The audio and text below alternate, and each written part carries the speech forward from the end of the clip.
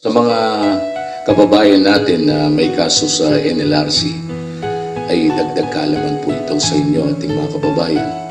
At yun ang tatalakayin po natin. Kapag po kayo nag-file ng kaso sa NLRC at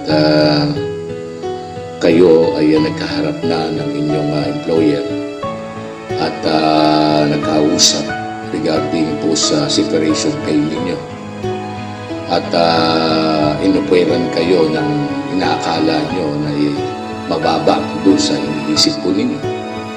Kasi po pag mga ganyan po ating mga kababayan, kung 18 years po kayo, 30 years, 20 years, at para malaman nyo po kung magkano po yung competition po niyan, ay meron po tayong abogado dyan sa baba sa NLRC.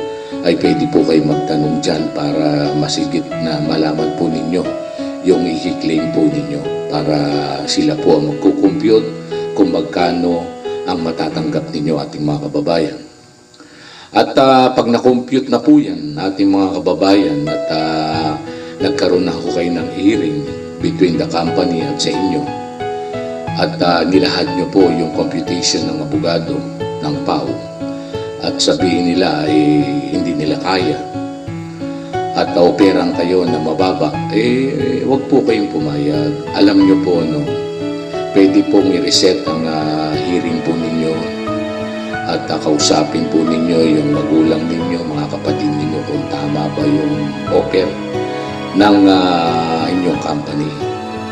Alam nyo, way back nung nasa big channel ako ating mga kababayan, at talagang isang security guard ng pursige na isang kaso sa NLRC, nanalo po siya. At laging sinasabi ng security agency na wala silang pera. Pero alam niyo po, pag nanalo po kayo at meron silang ari-arian, ay pwede pong i-sheriff yan. Alam niyo po, nasa big channel po ako at nanamagitan po ang mga police, sheriff at ang media. Nakuha po yung adventure ng isang security company at napunta sa security guard. Yun po yung yun po yung court, parang order ng NLRC, parang court order po yan, at pwede nang i-sheriff po yan. Ganyan po ating mga kabayan, huwag po kayong matakot. Kapag ganyan po, baba po kayo, may mga pau po tayo doon, kausapin nyo, makatarungan bang itong ino-offer sa amin na wala pa sa kalahati. Pinaghirapan po ninyo yan ating mga kababayan, at dapat sulit ang pagsampa nyo ng kaso. At dalangin ko rin po sa ating mga kababayan dyan sa NLRC ay gabayan din kayo.